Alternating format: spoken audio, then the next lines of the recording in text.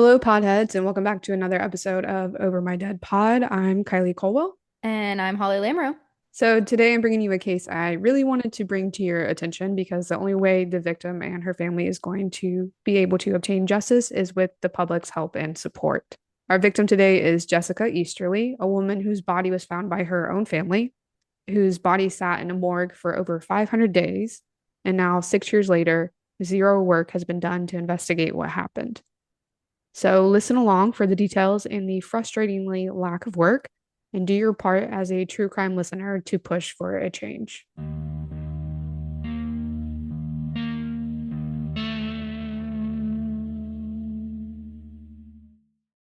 At the time of Jessica's death, she was 43, but we're going to take it back to when she was born on August 17th, 1976, in Mississippi, and talk about her life and her family to really paint the picture of how great of a person she was. Jessica grew up in Ocean Springs, Mississippi. It's a smaller town right on the Gulf near Biloxi, but Jessica has an amazing family and group of friends to keep her busy. We have her dad, Lloyd, mom, Donna, stepdad, Rick, and two sisters, Audrey and Amanda. Jessica is also known to have a very large friend group, definitely the type of person who could talk to and befriend anyone she met. Her absolute best friend, though, who plays a big part in this story, is Maria. Everyone has described Jessica as the funny person in any setting, always cracking jokes. She was active, she loved music. She was also super smart, graduating with a degree in audiology and speech pathology from the University of South Alabama. So Jessica's got everything going for her. And then at some point, couldn't figure out exactly when, she meets Justin Durning Jr. They met on a boat. It was this happenstance, just so happened to lock eyes, and Jessica told everyone it was love at first sight, and the two began dating. Justin is this good looking guy, a veteran. He loves and dotes on Jessica, and he's a great dad to his young daughter, Gracie. So he ticks all the boxes. By 2002, Jessica moves to New Orleans to live with Justin and his daughter, and everything appears to be well. But of course, it isn't. Throughout their entire relationship, none of Jessica's family or friends really got close to Justin or really got him as a person at all. They all just said he always seemed off. He wasn't personable or friendly like Jessica was. He was just kind of there. It was in a way where people couldn't quite put a finger on what was wrong with him. What everyone didn't know was that Justin was not who he said he was. First off, the whole veteran thing was a total lie. Apparently, he never joined the military. Secondly, he had prior arrests for assault, domestic violence, firearm possession, and probation violations. Not exactly sure how much Jessica knew about any of this or what story she was told, but the relationship continued and the two got married in 2015. That's so scary to think that you could be married to someone and think they were a whole different person than who they are. Terrifying. This is why we do background checks, people. Interview their family and friends. Yeah. Know who you are dating. So life went on in New Orleans. Most of Jessica's friends and family lived in Mississippi and Alabama, but they kept in constant contact. As time went on, Jessica started to open up about her relationship with Justin to her best friend Maria and her sisters. Specifically, she opened up about how emotionally abusive Justin was. He would read all of her texts and Facebook messages.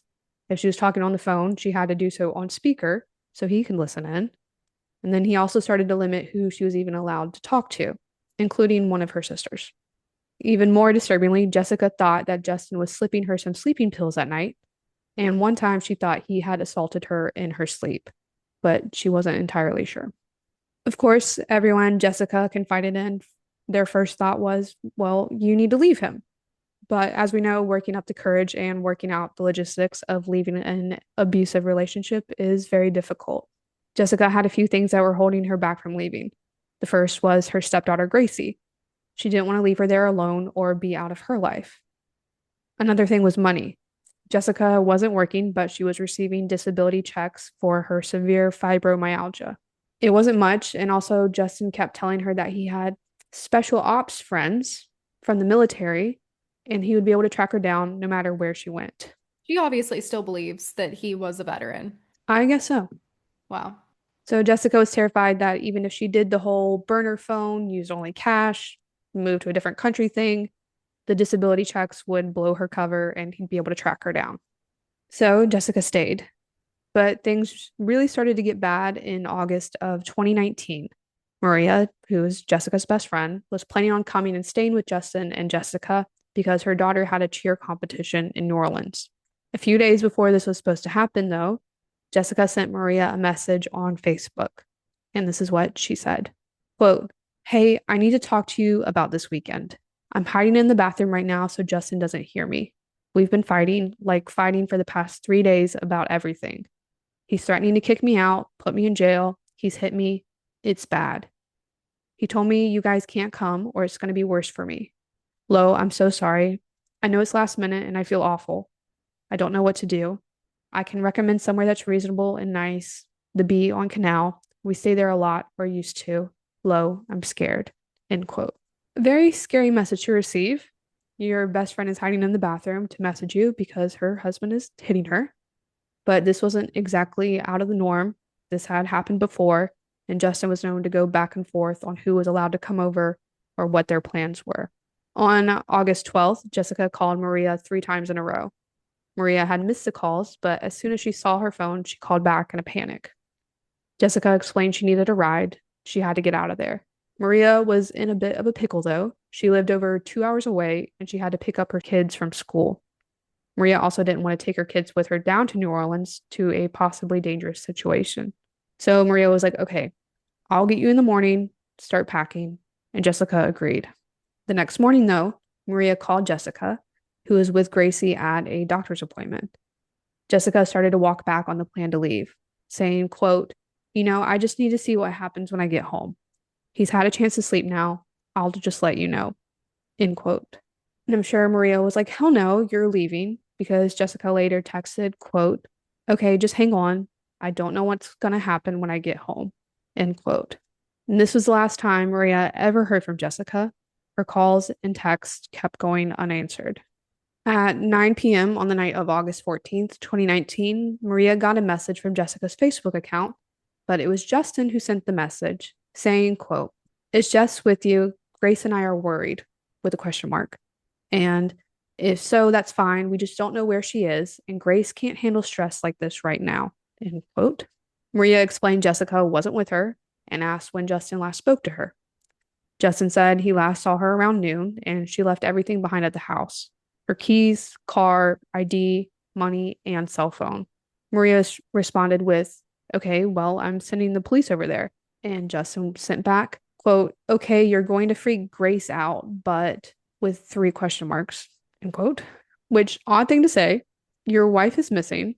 You've supposedly checked with everyone who she could be with. All of her things are in the house, but you don't want the police to come over because it might freak out your kid. Yeah, I think it might be time to freak out. Let's go ahead and just raise the alarm. If you're so worried about your kids' stress and freaking them out, send them over to the grandparents. Go tell them to go play in the room. I don't know. Yeah, I don't hear that freak out from family members of people who were actually missing, but Nope. So Maria had the same thoughts as us, telling Justin if her husband was in the same circumstance, the police would already be at her house. And this is where Justin makes even more odd comments. He said in successive messages the following: "I know how to file a missing persons report. Do you think I hurt her or something? The police can't do anything until 24 hours. She's an adult. I'm checking hospitals and jails now." End quote. So first off, to immediately be like, "Do you think I hurt her or something?" is very telling. Second, the 24-hour rule is not true. In Mhm. fact, as Maria is getting these messages, she's already on the phone with 911 and she tells the dispatcher what he said. And the dispatcher confirmed to Maria that the 24-hour rule isn't true and they agreed to send police over for a wellness check. So at this point, Maria just stopped responding to Justin. She said, "We'll let the police figure this out." Before police could get there, Justin sent another message. Quote, "Called hospital in both jails and not any of them. Called police and missing persons is 24 hours after last seen to file a report. I have got to be missing something." End quote. So pretty sure he never called the police. Right. Anyways, 2 officers did show up, thanks to Maria. They showed up at the house in the Lakeview neighborhood to perform a wellness check on Jessica. Justin was being super weird about it. Shocker. He kept talking about his dog, how he had friends in the police department, really anything other than his missing wife. He was reluctant to let them inside, saying his daughter and his dad were asleep. Justin did explain to them that around noon he had woken up from a nap and she was just gone. but don't worry too much. She has mental health problems and she doesn't take her medication. Sure, buddy. So the cops write all this down. They take a peek around, and of course, Jessica is not in the house. It was either that night by the police themselves or the next morning done by Justin, but Jessica Easterly was officially listed as a missing person. I say that I'm not too sure about this because on the 15th, Justin did file a missing persons report and he sent a photo of it to Maria on Facebook. But other reports online say the police listed her as missing after they did the wellness check. So, not entirely sure. But with the photo the report sent to Maria, Justin also said this quote, I'm about to go full out on social media and every asset I have to find out if my wife is safe. I have a child throwing up and needs to know her mom's okay. Here is the missing persons report. If you know where she is and that she's okay, I would appreciate you telling me before all the world knows our personal problems. This is really messing Grace up, not to mention other people too. End quote. It doesn't seem like you're messed up. No. And little spoiler alert, throughout this entire ordeal, not once did Justin post about his wife being missing on social media. That's so strange. It's like one of the first things that normal people would do. Oh, I would call everybody, Your dog is missing, and the first thing you're going to do is post it on Facebook. every Okay. page. Yeah. So Maria responded to this with a great message saying, quote, if she left because you're an asshole to her, I'm 100% supportive of her doing that. The problem I'm having is I'm the person she would call, and I haven't heard from her since Monday. So either some random person in this big, dangerous city you live in has taken my friend, or you lost your shit because she was trying to leave, from my point of view. Because honestly, I can't even name one single other friend that she has left. It doesn't make sense that she would leave and not tell me something, end quote. And Justin responded with what you would expect. Quote, you're right, as always. It's all about you. Thanks for helping her and us in this, end quote. But days go by with nothing. No one has seen or heard from Jessica. Her 43rd birthday on August 17th goes by and she's still missing. Maria keeps calling the New Orleans Police Department to get updates to see what they're doing, but they weren't doing anything. They were kind of just waiting for her to pop back up. Jessica's family weren't going to just sit around and wait, though. On August 22nd, Jessica's sisters, Amanda and Audrey, along with their cousin Doug, headed down to New Orleans to go speak to the detectives directly. Before heading to the station, the trio decided to canvass the area, starting in Jessica's neighborhood, and scope out where they were going to later organize searches. They didn't get far, though, because only 2.5 blocks away from Jessica's house, they smelt that smell, the one that you can't describe. And even if you haven't smelt it before, you know what it is: decomposition. Jessica's own family members found her dead body on the corner of Kenilworth and Orleans. Her body in a black tank top, shorts, and shoes was just laying there 2.5 blocks from her house this entire time. 2.5 blocks. And no one saw it. Yeah, he didn't just go like walk around looking for her. Nope. I mean, I guess not. We can assume why he didn't go look for her, but Yeah, yeah. in the August heat of New Orleans, Jessica's body was so decomposed it was difficult to officially ID her, but her sisters knew it was her as soon as they saw her. On September 1st, Jessica's mom, Donna, submitted her DNA for comparison back in Alabama where she lived. And here's where things start to get fucked up with this investigation. It took a week for police in Alabama to mail the DNA sample to police in New Orleans. So everyone is kind of waiting for an autopsy because New Orleans said they can't even begin an investigation or the autopsy until the body has been identified with DNA. That makes no sense. Zero sense. Big city, like they have unidentified bodies. Yeah. You're just gonna sit there and wait. They didn't search the area where the body was found. No swabbing under her fingernails for foreign DNA. No autopsy.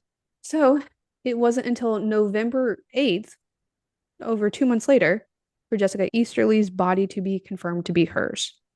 The excuse they gave for taking so long was because her mom's DNA was placed on a desk, lost, and was never sent to a lab. We, of course, hear of police losing important things all the time. Not even going to get into that. But the main issue here is Jessica's family and friends, they're calling the police, they're calling the coroner nonstop. And not once, if they did answer the phone, did they mention that they lost the DNA. Of course they didn't. Okay, fucked up. Sorry, like we lost it. Like, can you give another sample? Okay, Right. fine. Yeah, we'll do that. There's someone else who is being unresponsive, and that is Justin. He did speak to Jessica's parents on September 2nd, but it was the same BS. He thought she had probably gone to a psychiatric hospital or she probably committed suicide. Justin did end the call saying he just wanted to move past this. This is like a week after his wife has been found dead. Oh, okay. He wants to move on. Mhm. Yeah, okay. So, like I said earlier, he never once shared any posts about his wife being missing. He also never went to look for her. Something I haven't mentioned yet is that Justin and Jessica were posting adult content online under aliases, going by Vivian and Lance. And up until November, so 3 months since Jessica died, Justin was still releasing their adult content online as if she was still alive. Just distasteful, but also really, really crazy. Okay. It gets worse. It wasn't until November did Justin announce her death to their online fans, not friends and family on his personal social media, but like on their little page. He also created two GoFundMe pages to, quote, pay for the funeral, end quote. One page was with Jessica's legal name, the other was for Vivian, the alias. Wow. And for the page for Vivian, Justin wrote, quote, if you donate, you will receive exclusive pics, videos, lingerie, and even shoes, end quote. So he's selling her shit online. To, yeah, their fans. Yeah. Wow. That's so sick. That's got to be illegal. What is that? I don't whatever it is, it's punishable by death in my opinion. I don't know. Mr. President, if you're listening. Yeah. Wow. That's probably the first time that that's ever or will ever hear anything like that. That's insane. Mhm. Like, we have rules about posting stuff without consent. Like, she's dead. The consent's gone. Right. Luckily, the Vivian GoFundMe page only made like $140. I think someone like reported it.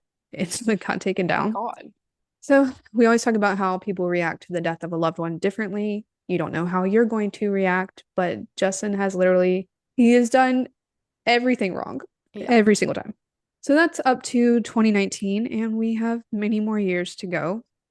2020 started off with a bang. On January 15th, Jessica's autopsy was completed, and wouldn't you know it, her cause and manner of death were listed as undetermined, and her body was set to be released to her next of kin, which would be her husband, No. Justin. We'll get into the autopsy report in a second. But before that was released, Justin kept up with his odd behavior. On the 24th, Justin found himself placed on a 24-hour observation hold after some odd behavior at a bar. He approached this woman at the bar, whose name also just happened to be Jessica, and started talking about how his wife had committed suicide.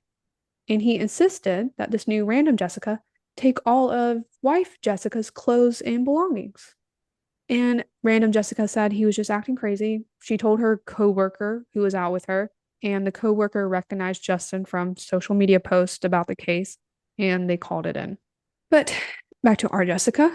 On the last day of January 2020, the autopsy report was released. The autopsy showed that Jessica suffered from a broken nose, jaw, rib, and a vertebrae in her neck. But the coroner determined that the broken vertebrae and rib were sustained post mortem, and police claimed it happened when they moved her body, which to me sounds like they dropped her, if you were so certain about that. Even if they did, is that gonna cause that? Rib and then vertebrae on the top of your neck, that'd have to be a pretty hard fall. Yeah, I just don't even think that that's possible. Family does not buy it. And because the vertebrae that was broken, specifically the C4, is the one that is commonly broken during strangulation. Oh, okay. Well, that there you go. A toxicology panel couldn't be completed due to the state of decomposition, but tissue samples from Jessica's liver showed traces of methamphetamine and bupropion. So, bupropion is an antidepressant. As for the methamphetamine, it could be Adderall. It could also be straight up meth. We don't really know, but that seems unlikely for Jessica. Apparently, it was very common for Justin to give Jessica uppers and downers as a means of control. We know Jessica told friends that he was slipping her sleeping pills, and several of Justin's exes claimed he had given them Adderall as well. An interesting point in the autopsy report is the post mortem livor mortis. So, this is how the blood pools in an area after death. Like someone who dies lying on their back, if you were to turn them over, like their back's going to be all blue and purple, it'll look bruised. So I don't know what position Jessica was found in or where the blood was pooling, but according to her family, the liver mortis did not match how she was found, which would indicate she had been moved after her death. So if she were, and we're saying it's Justin who put her where she was found, it's entirely possible that she wasn't out there in the street basically the entire time, and that's why no Mhm. one saw her. That makes a lot of sense. So that's all we got from the autopsy report. The coroner didn't conclude on how any of these injuries were sustained, like no determination on if she had been hit by someone's hand, a weapon used, car, etc. And in the end, the coroner wrote that Jessica Easterly's cause and manner of death were undetermined. No specific injury could be attributed to her death. It also couldn't be specifically determined if this was an accident, suicide, or homicide, which to all of us now, with the context of Jessica's relationship with Justin and his behavior, it seems pretty apparent. But to investigators, it's unclear.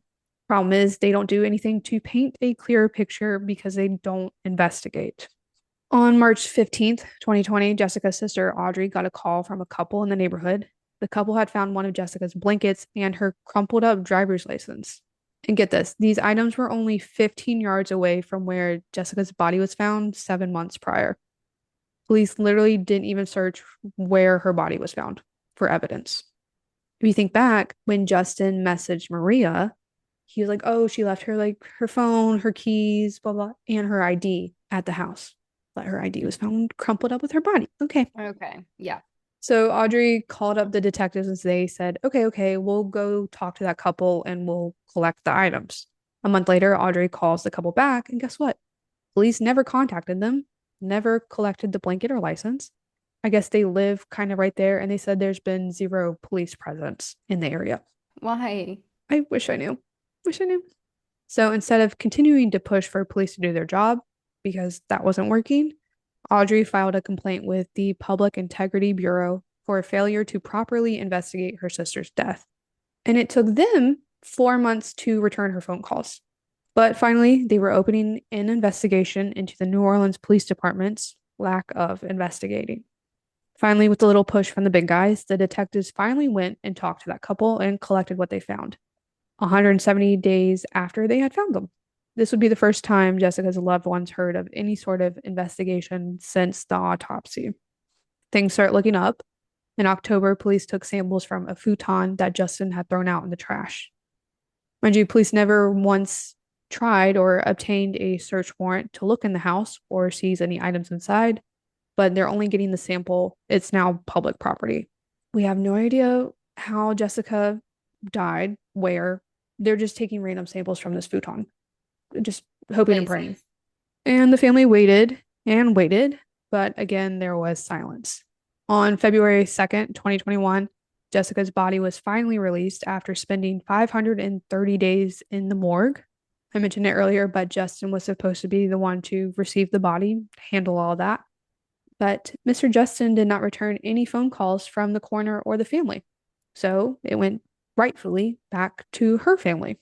A few days later, Jessica's immediate family said their final goodbyes and planned for a celebration of life that was later held in August due to COVID.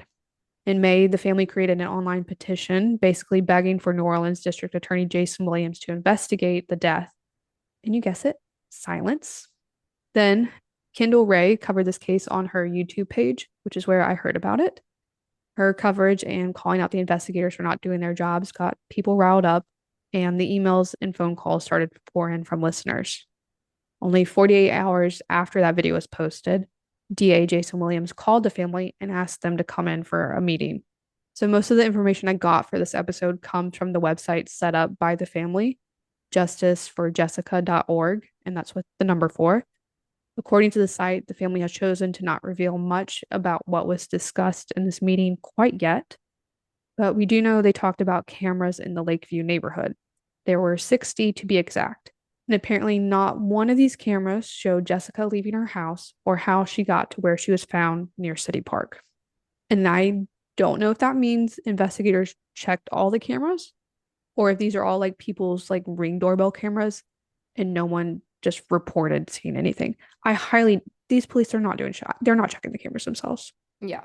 And we have more unknowns. In June of 2021, the forensics finally came back from the samples taken from the futon that Justin had thrown out, and nothing was found. Shocker. No blood, etc.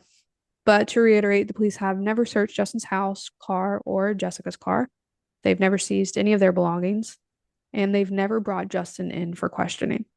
Like, not even, hey, can you pop in voluntarily? Come talk to us. Never even asked him. For a moment in August of 2021, followers of the case and Jessica's family thought things were going to change. District Attorney Jason Williams held a press conference at the location where Jessica was found. For the first time, an official was calling the case a homicide, and he stated that Jessica's case was assigned to detectives in the cold case unit and was being investigated.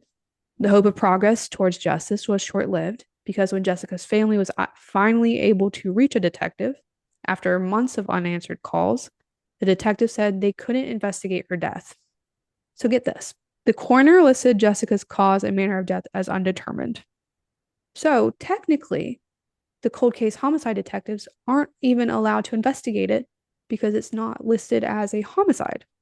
And the Uh, coroner who made that determination has stated several times that he doesn't have enough information from the police to change the manner of death.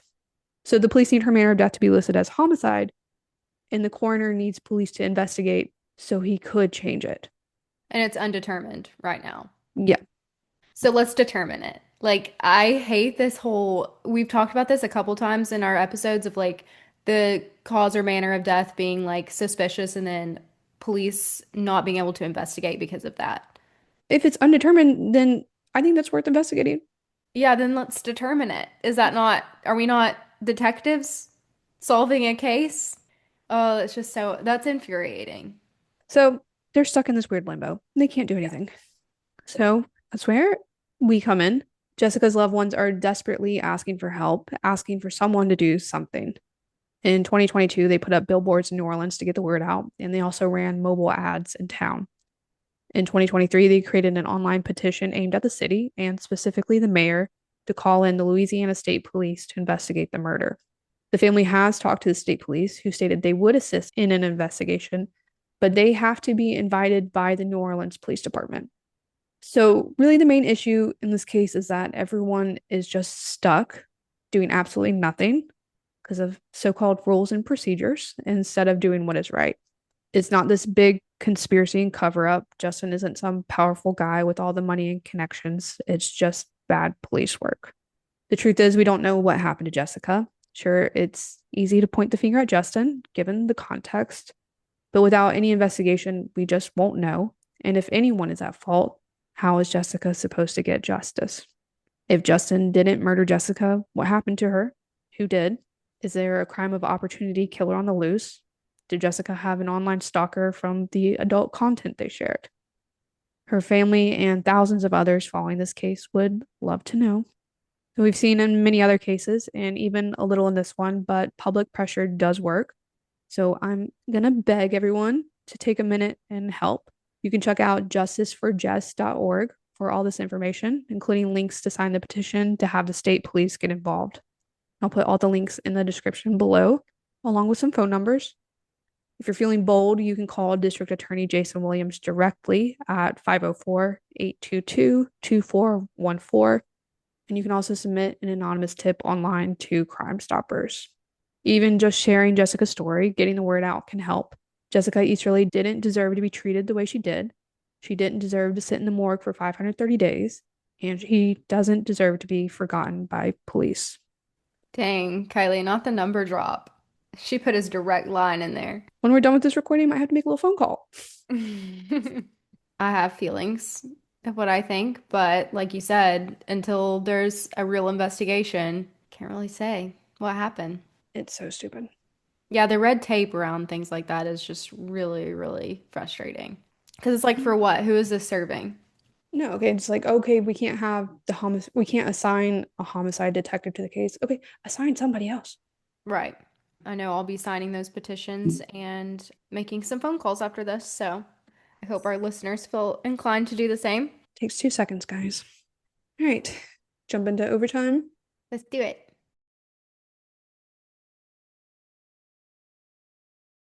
I had a conversation about this today. Okay. I don't know if it's because I'm Gen Z or because I have anxiety. Someone texts me something and just ends like a single sentence text, doesn't matter what it is, and then ends it with a period. I assume they're mad at me. Yes, and I do the same thing, and I've had to shift like just doing work life with not putting exclamation points at the end of every sentence because that's just how we talk. Yeah, like my work emails, every sentence ended with an exclamation point because I was too scared to send a period. Yeah, because if I read that, I would be like, oh, she's mad. She's pissed. No, my boss a couple times be like, "Hey, can we like meet real quick?" And then she learned that she has to immediately follow that up with, "Just want to chit chat. We're not in trouble." Yeah. Yeah. And when I talk to people, I always preface that. I'm like, "Hey, can I call real quick?" Or like, "I just want to say this and this and this." Like I pretty much tell you what I'm going to say when I call you because if you're anything like me, that's immediate anxiety. Like, you tell me right now before I literally die. I will throw up if you don't tell me what Yeah. the phone call's about. Tell Oh, me literally now. do not text me and say, "Hey, we need to talk." No, Never. I will author I hate people like that. Like I won't talk to you. If that's how someone talks to me, then I don't need you in my life. I'd rather just not know the information. I don't care what it is. Yeah. Like, I hate when someone calls you and they're like, "Hey, are you busy?" Or like, "Hey, can we talk about this, this, and this?" No, tell me exactly what it is right now. Or like, "What are your plans on this day?" You tell me what you need to tell me, and I'll tell you if I'm free that day. You know what I'm saying? Yeah, don't answer the phone call with, "Hey, are you alone?" Because I'll be like, "What are you about to tell me?" Yeah. Like I will throw up. But Oh, also, if someone's trying to make plans with you, I don't know how I'm trying to say it, but it's like if someone's trying to be like, "Hey, what are you doing on this day?" No, first of all, tell me why you're asking. what are the plans? Because if I don't like the plans, I will be busy. I will be busy on that day. I will be sick. I'm planning on being sick that day if I don't like what you're about to tell me. So you tell me first, and then I'll tell you if I'm busy or not. I think it's a very Gen Z. No, I think it's a very anxiety prone thing. I always answer if someone's like, "Hey, what are you doing on this day?" I'll be like, "I think I have something, but I don't know. I'll have to check." Yeah. And then I get them to tell me what they're planning. And Yeah. then I could be free. Yeah. If I'm free, that depends entirely on what you're about to say. Like, I'll let you know. I'll let you know, baby. Dinner and drinks, sure, I could be free, depending on Yeah. who's going. Yeah. I won't be sick that day. You're asking me to go volunteer, I got a meeting. What's another thing that makes me so anxious just in everyday life? Gosh, literally so many things. These podcasts make me anxious.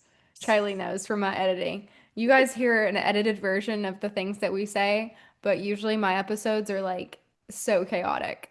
Holly does have like a full-blown panic attack every time we record, even though it's been like 3 years. I know, and it's just Kylie. It's not like I'm performing to an audience. It's literally two of my best friends, and I'm just talking to them, and I'm like sweating and like visibly nervous, and I don't know what that is, but I'm doing it for you listeners. So if you don't like and subscribe after all of this, You guys, Holly is putting her life on the line every time we record. yeah, I'm bad. I'm having internal battles just for you guys, so help me out here. I guess it's only like old people now, like my grandparents. Do not leave me a voicemail. Don't, I won't listen to that. You want to know how many voicemails I have on my phone? Like literally right now? Hundreds. I do like that now the phone like puts a little transcript of it. Oh, yeah, so I can decide if I'm going to call you back or not. Look at all these. These are unopened. I ain't listen to those, baby. I'll read them, but I'm not. No. Mm-mm. Mm-mm. No, I hate that. Don't leave Uh, me a voicemail. Honestly, don't call. Don't call. Why are you calling? no. Text me. If you can't text me, I don't want to talk to you. No, unless it's like you need to find something out like right then and there, don't call me. Yeah, I wish Kate was here because I don't call I Holly and know what you're Kate. going to say. I don't call them very often, and every time I do, Kate answers with, "What happened? What's wrong?" Yeah, And I was same. like, one time I did call her just to chit chat. I've called her just to like say something really, really fast, and then the first couple of minutes are just me explaining that nothing's wrong. I think that's a mom thing in her though. It must be. It's like when you wake your mom up in the middle of the night and she's like you've just, the house is burning down, you know? Wow, my tummy hurts. Yeah. Yeah. No, my mom still does that now. Like I'll wake her up or she'll answer her phone. She's like, "Hello." I'm like, I listen, I'm calling you back. This can There's no wait. need to be alarmed. You're safe. I think we should just start calling Kate just randomly. Answer in just in a distressed tone and be like, nothing, I just want to see what you're doing. Yeah, just like answer the phone like super out of breath. And be like, oh, just wanted to tell you I had like a really good lunch. Oh my gosh, you're not gonna believe this. Oh yeah, guys, Kate has bronchitis. That's why she's not here. Oh yeah, yeah. And a house full of kids, so that's gotta be rough. Thoughts Thoughts and and prayers. prayers, girl. Thoughts and prayers, guys. Could not be me. All right. So go sign the petitions. Pray for Kate's sanity and her lungs. Like, subscribe, comment, all the things. Follow us on social media at Over My Dead Pod. We'll see you guys next week with another episode. Bye. Bye.